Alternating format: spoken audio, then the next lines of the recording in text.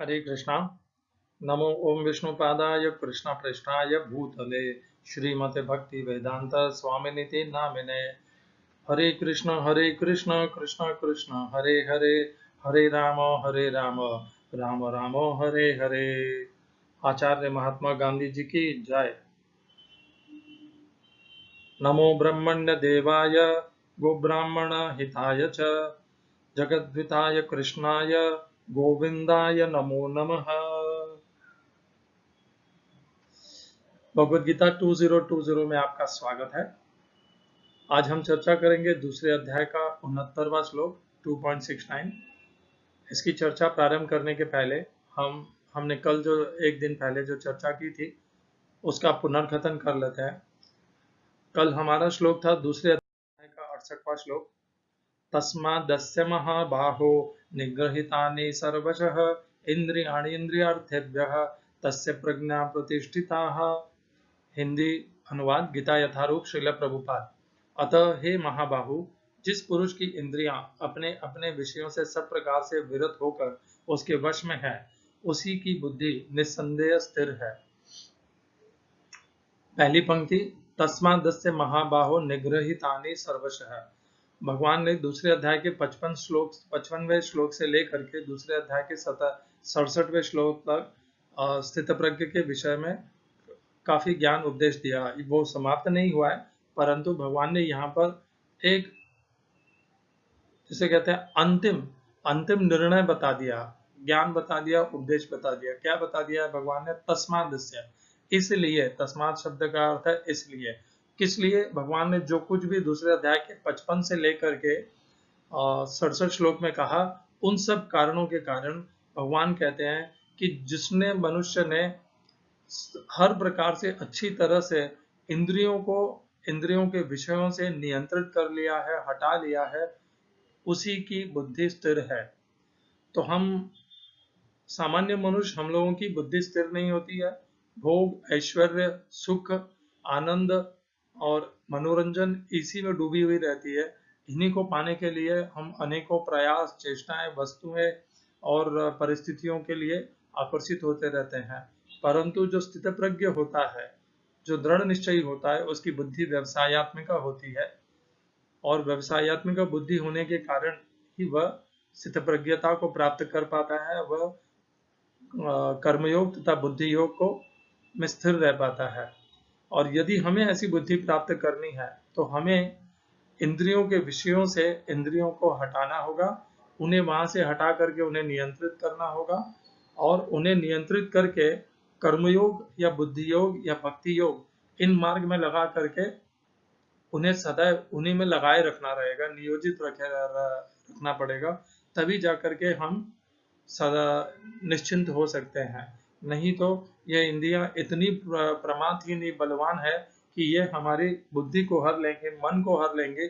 जैसे नाव को वायु समुद्र के या पानी के ऊपर बहा करके ले जाती है, उसके मार्ग से भटका देती है।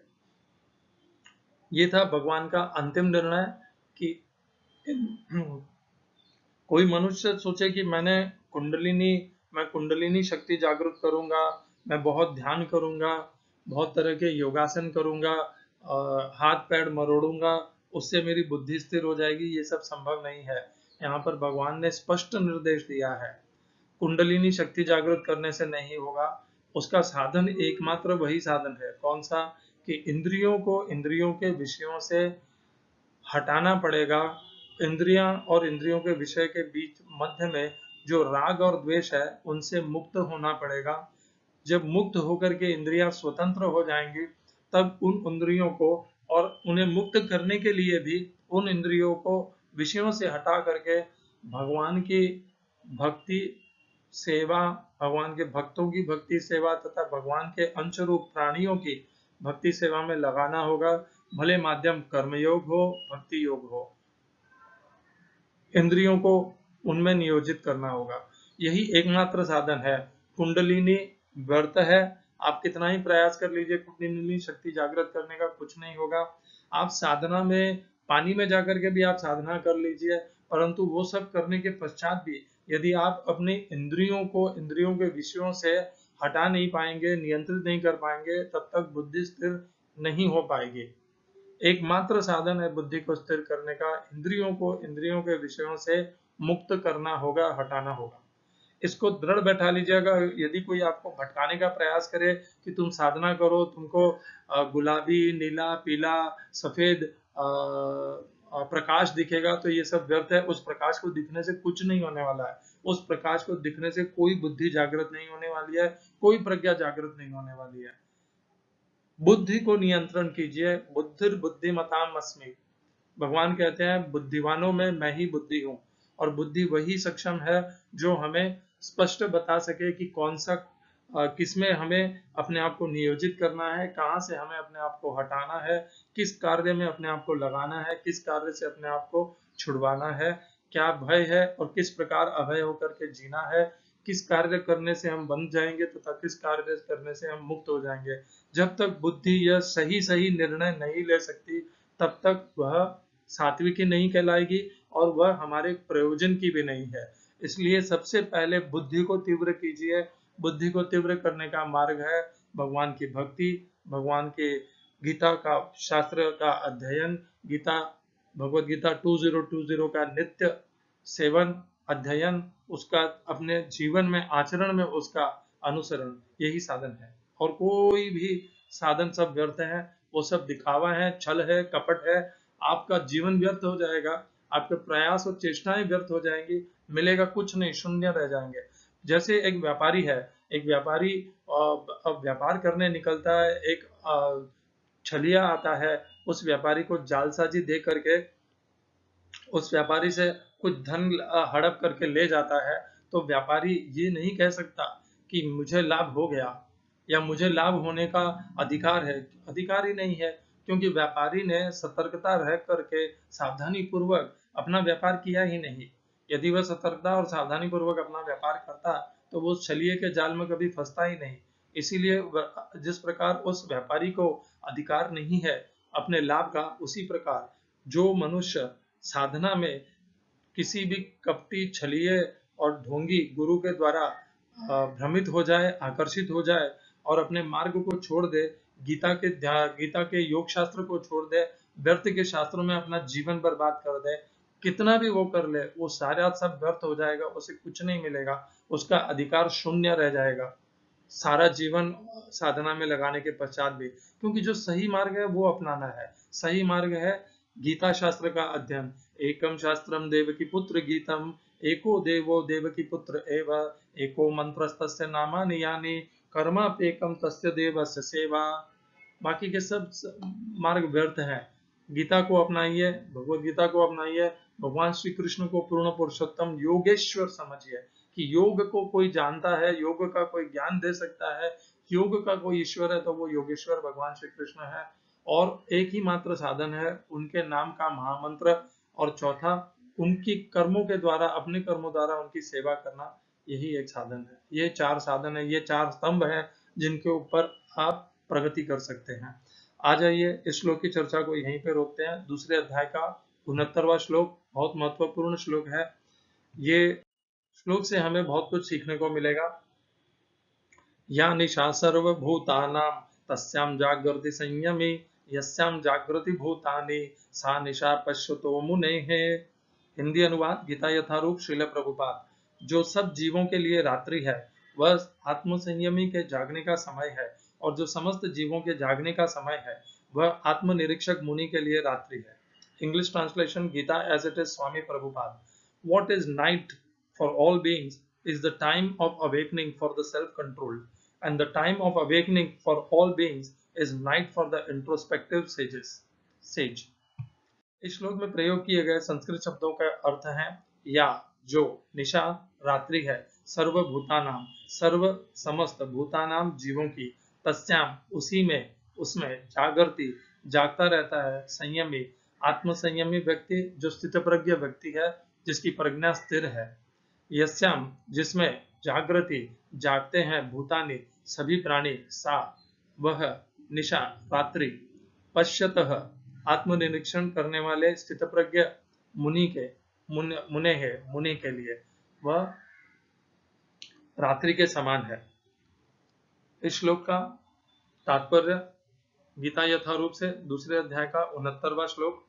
बुद्धिमान मनुष्यों की दो श्रेणियां हैं। एक श्रेणी के मनुष्य इंद्रिय तृप्ति के लिए भौतिक कार्य करने में निपुण होते हैं और दूसरी श्रेणी के मनुष्य आत्मनिरीक्षक हैं जो आत्म साक्षात्कार के अनुशीलन के लिए जागते हैं। विचारवान पुरुषों या आत्मनिरीक्षक मुनि के कार्य भौतिकता में लीन पुरुषों के लिए रात्रि के समान है। भौतिकतावादी व्यक्ति ऐसी रात्रि में अनभिज्ञता के कारण आत्म साक्षात्कार के प्रति सोए रहते हैं। आत्मनिरीक्षक मुनि भौतिकतावादी पुरुषों की रात्रि में जागे रहते हैं। मुनि को आध्यात्मिक अनुशीलन की क्रमिक उन्नति में दिव्य आनंद का अनुभव होता है, किंतु भौतिकतावादी कार्यों में लगा व्यक्ति आत्म साक्षात्कार के प्रति सोया रहकर अनेक प्रकार के इंद्रिय सुखों का स्वप्न देखता है और उसी सुप्तावस्था में कभी सुख तो कभी दुख का अनुभव करता है। आत्मनिरीक्षक मनुष्य भौतिक सुख तथा दुख के प्रति अन्य मनस्क रहता है। वह भौतिक घातों से अविचलित रहकर आत्म साक्षात्कार के कार्यों में लगा रहता है।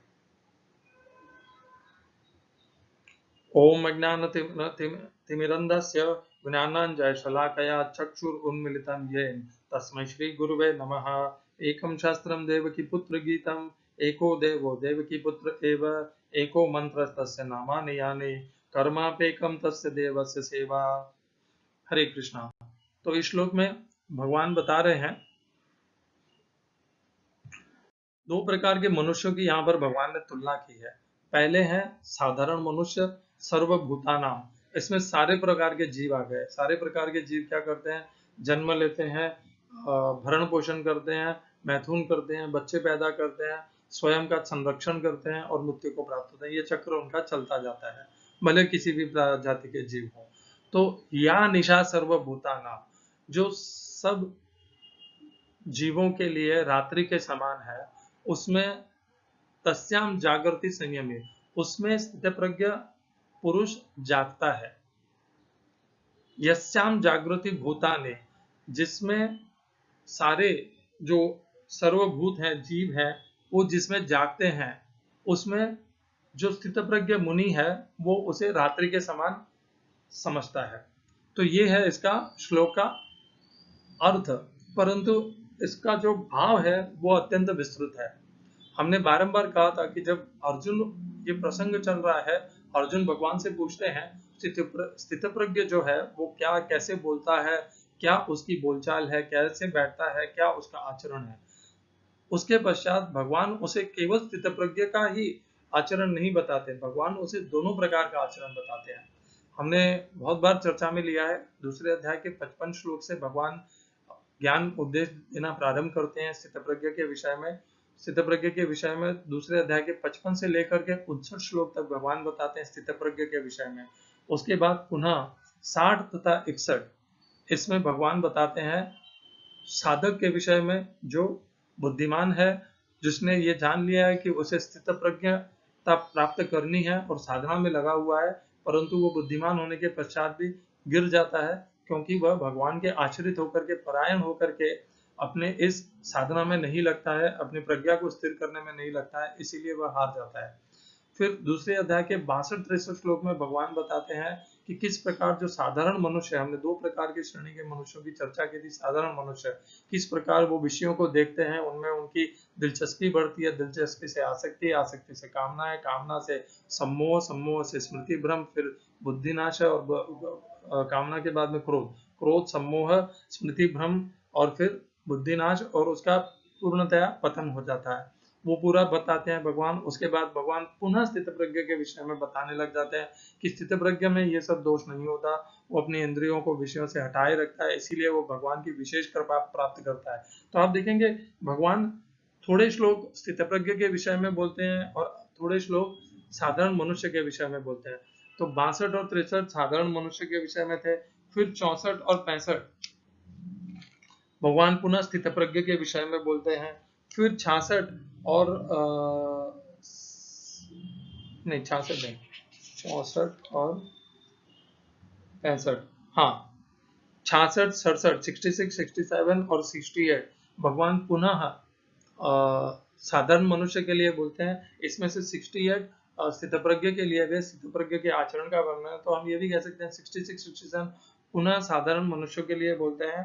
और अब भगवान इन दोनों के जो उन्होंने बार बार कभी थोड़ा श्लोक उनके लिए कहे, कभी साधारण मनुष्य के लिए, उनकी तुलना कर रहे हैं कि ये जो दो जीवन की शैलियां हैं, एक स्थितप्रज्ञता को प्राप्त करके स्थितप्रज्ञ के अनुसार जीना, और दूसरा साधारण मनुष्य की तरह भोग ऐश्वर्य उनमें जीना। और ये दोनों एकदम विपरीत हैं। जिस प्रकार उत्तरीय तथा दक्षिण ध्रुव एक दूसरे से विपरीत होते हैं, उतने ही विपरीत हैं।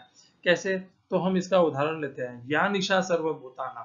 तो साधारण जो मनुष्य है उसके लिए इंद्रियों के विषयों से हटा पाना एक ऐसा असंभव जैसा कार्य लगता है कि वो इसे रात्रि के समान, निशा के समान या व्यर्थ प्रयास के समान समझता है।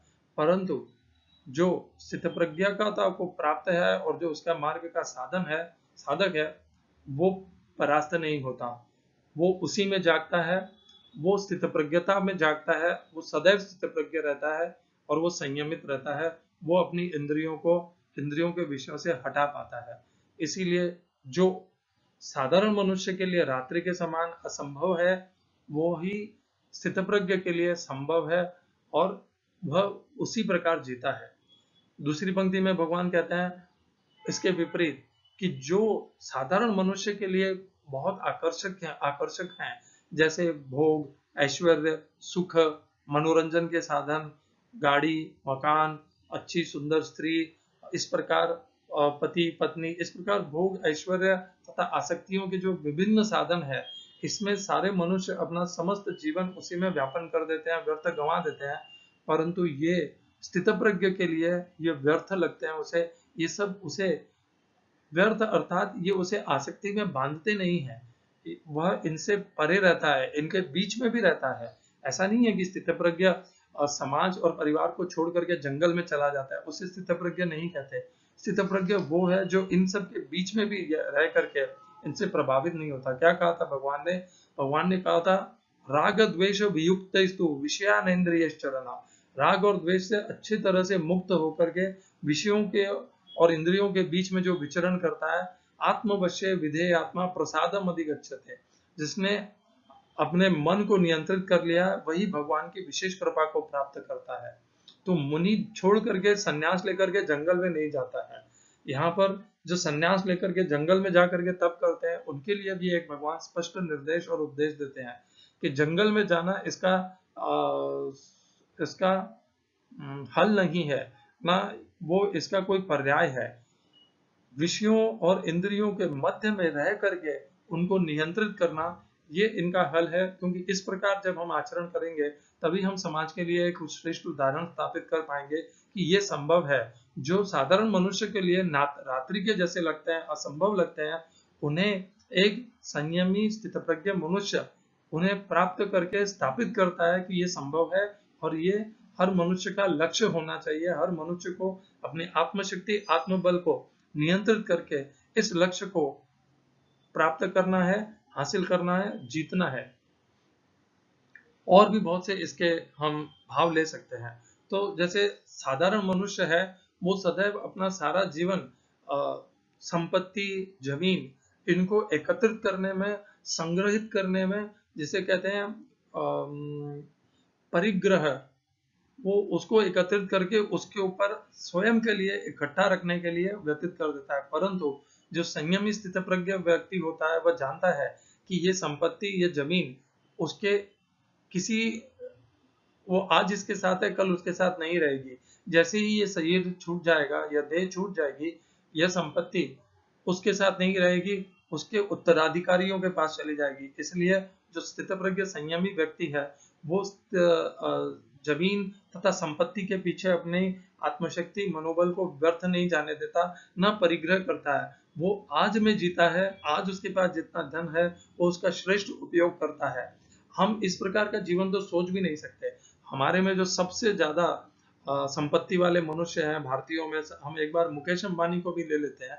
अगर हम मुकेश अंबानी को ये कहेंगे कि मुकेश जी, अब तो आपके पास बहुत पैसा है, अब आपको और पैसे संग्रहित करके परिग्रह करने की क्या आवश्यकता है, परंतु क्या वो रुक जाएंगे? नहीं, उनके लिए ये संभव ही नहीं है। उनके लिए यही जीने का तरीका है कि और संपत्ति और संपत्ति और संपत्ति। क्या आप मुकेश अंबानी को कहोगे? एक बार बिल गेट्स ने प्रयास भी किया था कि मुकेश अंबानी और इस प्रकार के और जितने भी उद्योगपति हैं जिनके पास अरबों खरबों की संपत्ति है, उन्हें अपनी संपत्ति का बहुत बड़ा हिस्सा सामाजिक गरीबों के उत्थान में तथा जो पीड़ितों के उत्थान में लगाना चाहिए, परंतु मुकेश अंबानी ने घास भी नहीं डाली बिल गेट्स को। बिल गेट्स स्वयं वो करते थे, गेट्स फाउंडेशन करते हैं गेट्स फाउंडेशन के द्वारा, परंतु उन्होंने स्वयं का उदाहरण देकर भी मुकेश अंबानी को समझाने का प्रयास किया, परंतु मुकेश अंबानी ने अपना जो परिग्रह किया हुआ संपत्ति है उसको इस प्रकार पीड़ितों की तथा जरूरतमंदों की सहायता में लगाने में स्वीकार नहीं किया इस बात को। वो दिखावे के लिए एक फाउंडेशन चलाते हैं, अंबानी फाउंडेशन, और उसमें से कुछ काम करते हैं ताकि लोग उन्हें अत्यधिक लोभी इस प्रकार न कहें, परंतु यदि उनका सच में कोई भी लोभ और संपत्ति के प्रति आकर्षण नहीं है तो उन्हें तुरंत अपनी आधी से ज्यादा संपत्ति जरूरतमंदों और गरीबों में के सहायता के लिए, उत्थान के लिए, उद्धार के लिए, कल्याण के लिए लगा देनी चाहिए। कितना बड़ा सामाजिक परिवर्तन आ जाएगा यदि वो ऐसा कर दें, पर वो ऐसा कर नहीं पाएंगे। तो जो उनके लिए रात्रि के समान है, वो सही स्थित प्रज्ञ मनुष्य उसी प्रकार जीता है। वो अपने पास परिग्रह नहीं करता है। आप देख लीजिए टाटास को, मैं नहीं कहता वो वो इस प्रकार का जीवन नहीं जीते। आज रतन टाटा रिटायर हो गए हैं, क्या है उनके पास? उन्होंने कभी ऐसा इच्छा नहीं की कि उनका नाम Forbes list of richest people में आए। आ गया तो ठीक है, नहीं आया तो ठीक है, उन्होंने कोई विशेष प्रयत्न नहीं किए। जब भी देश को, समाज को उनकी जरूरत हुई, टाटा सदैव खड़े हुए। उन्होंने अपना अच्छे से अच्छा योगदान दिया समाज के लिए, मजदूरों के लिए, उनके कामगारों के लिए, कि किसी को भी कोई आहत न हो, सभी सुखी रहें। ये होता है एक स्थितप्रज्ञ का जीवन का, जो परिग्रह करने की भावना न हो, जो सबका कल्याण, सबका उद्धार में ही अपना उद्धार समझे। ये है स्थितप्रज्ञ का साधन। परंतु जो जिस प्रकार एक साधारण मनुष्य जागता है, और संपत्ति और संपत्ति और लाओ, ये भी मेरा वो भी मेरा, ये तो आसुरी लक्षण है, जो भगवान 16वें अध्याय में कहते हैं, अन्यायेन अर्थ संचयान इदमद्य मया लब्धम इमं प्राप्से मनोरथम इदमद्य इदम अपि में भविष्यति पुनर्धनम। मैंने इतना आज कमा लिया है, कल और कमाऊंगा, ये सब मेरा है और कल मैं और ज्यादा अमीर हो जाऊंगा। ये भावना जिनके अंदर होती है वो आसुरी होते हैं, क्योंकि लोभ उनका सबसे बड़ा शत्रु है। वो आसुरी स्वभाव के लोग होते हैं।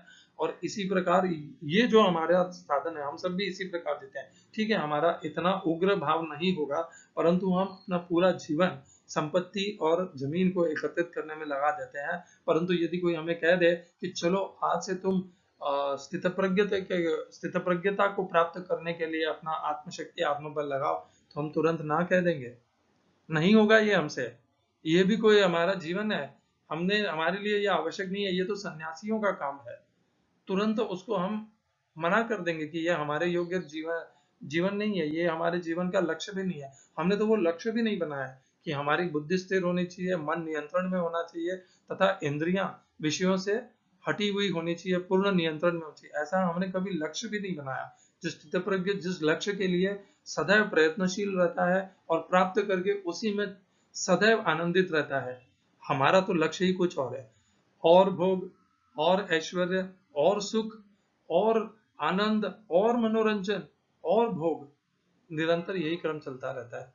इसके अलावा हमें कुछ नहीं दिखता। इसीलिए जो हमें दिखता है वो स्थितप्रज्ञ के लिए मूर्खता और रात्रि के समान अंधकार है, जिसमें गिरने के बाद मनुष्य वापस उठ नहीं सकता। और जो स्थितप्रज्ञ को जो पसंद है वो हमारे लिए असंभव, अविचारणीय, ना करने योग्य है कि हम किस प्रकार अपना सब कुछ त्याग करके या स्थितप्रज्ञ हो करके इस प्रकार अपनी इंद्रियों को, भोग, अपने शरीर को, इंद्रियों को, मन को भोग, ऐश्वर्य, सुख, मनोरंजन, आनंद से मुक्त कर दें। वो हमारे लिए रात्रि के समान है इस प्रकार का जीवन। तो ये है विरोध दो प्रकार के जीवन में। हमें चुनना होगा। हमें अपना पूरा जीवन केवल भोग, ऐश्वर्य, सुख, आनंद, मनोरंजन और भोग इसी में लगाए रखना है, इसी में मृत्यु को प्राप्त करना है, या जागना है, जाग करके आत्मशक्ति, मनोबल को नियंत्रित करना है, संयमित करना है, स्थितप्रज्ञता को प्राप्त करना है, इंद्रियों को इंद्रियों के विषय से हटाना है, कर्मयोग, भक्ति योग का माध्यम मार्ग चुन करके भगवान की भक्ति सेवा में लगना है। ये मार्ग हमारे पास ही है, चयन भी हमें ही करना है। भगवान हमारे साथ कोई भी जबरदस्ती नहीं करते। ये चुनाव हमें स्वयं के लिए करना है, क्योंकि हमारा कल्याण है इसमें, परंतु हम स्वभाववश लगे हुए भोग ऐश्वर्य और इसमें। इसी से संबंधित एक श्लोक है जो हम यहाँ पर लेंगे, छठे अध्याय का है। छठे अध्याय का 16वां श्लोक है ये। नात्यश्नतस्तु योगो अस्ति न च एकांतम अनश्नतः न चाति स्वप्नशीलस्य जाग्रतो चय नैव चार्जुन। हिंदी अनुवाद गीता यथारूप श्रील प्रभुपाद। हे अर्जुन, जो अधिक खाता है या बहुत कम खाता है, जो अधिक सोता है अथवा जो पर्याप्त नहीं सोता, उसके योगी बनने की कोई संभावना नहीं। इस श्लोक का अर्थ आपको बता दूं और किस प्रकार ये संभव हमारे दूसरे अध्याय के 69वें श्लोक से कैसे संबंधित है वो बताता हूँ। न अति अनश्नतः, जो बहुत ज्यादा खाने वाला है। ज्यादा खाने वाले का अर्थ है जिसे मांसाहार बहुत पसंद है, स्वादिष्ट और खट्टे तीक्ष्ण इस प्रकार के भोजन बहुत पसंद है, जिसके लिए भोजन इतना स्वाद इतना प्रबल है कि वो स्वाद के लिए अपने समस्त नियमों को कभी धारण नहीं कर सकता, उसके लिए योग नहीं है।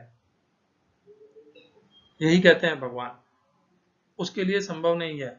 जो उसके लिए मनोरंजन आनंद तथा प्रीति के साधन है, वहां पर योग नहीं हो सकता, वह स्थित प्रज्ञता को प्राप्त नहीं कर सकता। उसके आगे दूसरे भाव में पद में भगवान कहते हैं न चैकांतम अनश्नता, और दूसरे प्रकार के जो व्यक्ति हैं जो कुछ भी नहीं खाते, सदैव अपने शरीर को तड़पाते रहते हैं और समझते हैं कि इसी के माध्यम से उन्हें ज्ञान मिल जाएगा, योग मिल जाएगा, वे योग में प्रगति कर लेंगे, उनके लिए भी योग नहीं है। क्योंकि वो उस प्रकार तड़पा तड़पा करके स्वयं को भी तड़पाते हैं, अपने अंदर जो स्थित भगवान है परमात्मा है उनको भी तड़पाते हैं, और तड़पाने से कुछ नहीं मिलता। तब तो भगवान ने तीन वस्तुओं का कहा कैसा? शरीर का तप, वाणी का तप और मन का तप। ये तप कहे भगवान ने। शरीर को सुखा करके उनको उसके जो आवश्यक भोग हैं, जितने भोग मतलब जितना आवश्यक है शरीर के लिए, उतना भी उसको नहीं देख करके उसको तड़पाना, वो योग का साधन नहीं है। न चाति स्वप्नशीलस्य, अति स्वप्नशीलस्य जो सदैव आलस्य में पड़े रहते हैं, प्रमाद में पड़े रहते हैं, मदिरा मान करके या बीड़ी सिगरेट इन्हीं में लगे हुए रहते हैं, धूम्रपान में लगे हुए रहते हैं, और उनके लिए वही आनंद है, वही मनोरंजन है, उनके लिए भी योग नहीं है, उनके लिए भी स्थित प्रज्ञता नहीं है। और जो सदैव उल्टा भी जीता है कि कभी भी जागृतो चैव नार्जुन, जो सदैव कभी भी समय पे आराम नहीं करता, समय पे उठता नहीं है, समय पे सोता नहीं है, जो समय के विपरीत काम करता है और सदैव जागृत ही रहता है, उसके लिए भी योग नहीं है। कहने का भाव यह है, इस श्लोक को हम जब दूसरे अध्याय के 69वें श्लोक से जोड़ते हैं तो हमें क्या पता चलता है कि ये जो योग है, जो स्थित प्रज्ञता है, ये जो स्वाद जो जीवा है, जब तक इसके ऊपर तप नहीं होगा, उसके लिए ये योग नहीं है।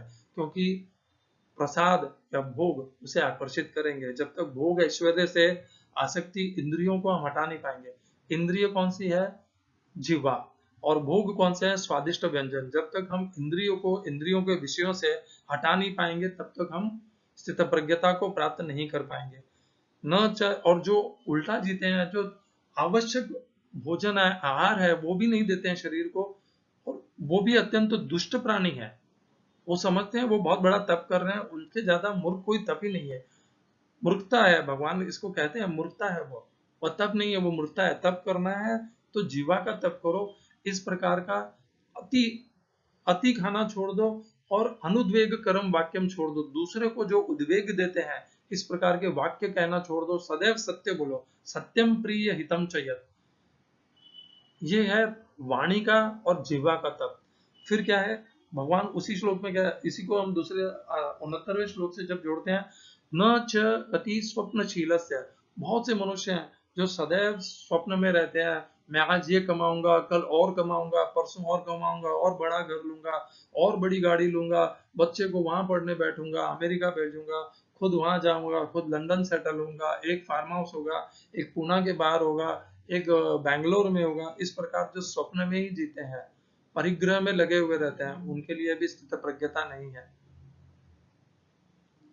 जिस मनुष्य को लिए भोग, ऐश्वर्य, सुख, साधन, संपत्ति, परिग्रह यही सब कुछ है, और जो उनसे अपनी इंद्रियों को हटा नहीं सकता, इंद्रियों को उन सब से हटा करके कर्मयोग और भक्ति योग में नहीं लगा सकता, नियोजित नहीं कर सकता, उसके लिए स्थित प्रज्ञता संभव नहीं है। ये सब हमें यहाँ से सीखने को मिलता है।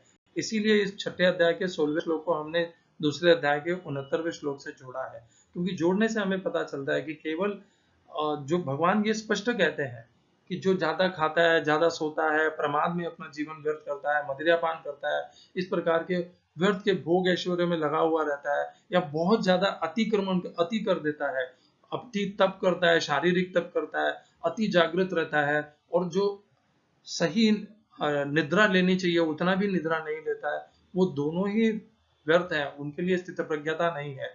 स्थित प्रज्ञता प्राप्त करनी है तो युक्ताहार विहार से सदैव सब कुछ मध्यम होना चाहिए, ना अति उग्र ना अति निम्र। हम आ जाते हैं पुनः हमारे दूसरे अध्याय के 69वें श्लोक में। भगवान कहते हैं कि जो साधारण मनुष्य, जैसे हम देखते हैं साधारण मनुष्य तो है, वो पिक्चर जाते हैं, रेस्टोरेंट जाते हैं, मनोरंजन के साधन ढूंढते हैं, ताश पत्ती खेलते हैं, इस प्रकार अनेकों जगहों का मनोरंजन करते हैं, आनंद करते हैं। ये एक जीने का तरीका है जो एक स्थितप्रज्ञ के लिए रात्रि के समान है। स्थितप्रज्ञ इस प्रकार अपने जीवन में आनंद मनोरंजन नहीं ढूंढता है, न सुख ढूंढता है। उसका सुख आनंद और मनोरंजन कैसे है? वह भगवान की कथा सुनता है, भगवत गीता का अध्ययन करता है, मन को नियंत्रित करता है, इंद्रियों को वहां से हटाता है। ये सब करने में उसे जो आनंद, सुख, परम शांति जो कभी विचलित नहीं होती, वो शांति, सुख को, आनंद को जब वो प्राप्त करता है, अत्यंत संतुष्ट रहता है वो। परंतु साधारण मनुष्य उस प्रकार का जीवन नहीं जी पाएगा एक स्थित प्रज्ञ का। और स्थित प्रज्ञ ये सुख, भोग, ऐश्वर्य, सुख, आनंद का जीवन वस्तुओं के द्वारा पाने का, वो वैसा नहीं जी पाएगा। इसीलिए दोनों विपरीत हैं। जो एक के लिए वांछनीय है वह दूसरे के लिए अवांछनीय है, जो एक के लिए अवांछनीय है वह दूसरे के लिए वांछनीय है। स्थित प्रज्ञ मुनि जिसको जब साधारण मनुष्य जिन जिन चीजों में जानता है वो हमने डिस्कस कर ली, वह इस प्रकार के मनोरंजनों के साधन ढूंढता है। और साधारण मनुष्य जो नहीं करता वो सब संयमी मनुष्य करता है। स्थित प्रज्ञ मनुष्य प्रातः काल ब्रह्म मुहूर्त में उठता है, भगवान की नाम जप करता है, साधना करता है, दूसरों की सेवा करता है, भक्ति करता है, भगवान के भक्तों की करता है, भगवान के अंश रूप प्राणियों की सेवा भक्ति करता है। ये उसका जीवन का तरीका है। परंतु जो साधारण मनुष्य है उसके लिए ये सब रात्रि के समान है कि क्या है, दूसरे दूसरे दूसरे, खुद के लिए कोई मनोरंजन नहीं, खुद के लिए कोई आनंद नहीं, खुद के लिए कोई वस्तु नहीं, खुद के लिए कोई पदार्थ नहीं, कोई संपत्ति नहीं, कोई परिग्रह नहीं। ऐसे कैसे जीवन जी रहे हैं? पूरा असुरक्षित है, भय ही भय है। परंतु जो आत्म संयमी है उसमें अभय लगता है, क्योंकि वह अपने आप को भगवान के ऊपर आश्रित कर देता है, भगवान के परायण हो जाता है। इस दो शैली के जीवन को समझिए। अपने जीवन की शैली आज है भोग, ऐश्वर्य, सुख, आनंद, मनोरंजन। यहाँ से अपने आप को हटाइए तथा स्थित प्रज्ञता के मार्ग की यात्रा को प्रारंभ कीजिए। स्थित भक्ति को अपनाइए, भगवत गीता का अध्ययन कीजिए, अनुसरण कीजिए, भगवान योगेश्वर भगवान श्री कृष्ण की शरण ग्रहण कीजिए, योग को समझिए, योग के साधनों को समझिए, इंद्रियों को विषयों से हटाइए, उन्हें कर्मयोग और भक्ति योग में लगाइए। यही साधन है। बाकी सब छल है, कपट है, भुलावा है, सब व्यर्थ है। ये आपको कहीं नहीं ले जाएंगे, आपको कुछ नहीं मिलेगा, आपका अधिकार शून्य रह जाएगा। यदि अधिकार को प्राप्त करना है, भक्ति को प्राप्त करना है, स्थित प्रज्ञता को प्राप्त करना है और भगवान को प्राप्त करना है, तो इंद्रियों के विषयों से हटाना ही पड़ेगा, मुक्त करना ही पड़ेगा। जब तक ये मुक्त नहीं होंगी तब तक जन्म मृत्यु बारंबार प्राप्त होती ही रहेगी। भले वो कितना भी बड़ा उसके पास हजारों करोड़ों लाखों उसके अनुयायी भी क्यों न बन जाए, परंतु वो स्वयं को ही मुक्त नहीं कर पाएगा। अपने अनुयायियों को, भक्तों को और अपने दीक्षित भक्तों को क्या मुक्त करेगा जब वो खुद ही मुक्त नहीं है। हरे कृष्णा। श्रील ऐसी भक्ति वेदांत स्वामी प्रभुपाद की जय, आचार्य महात्मा गांधी जी की जय, स्थित प्रज्ञ की जय, स्थित प्रज्ञता की जय।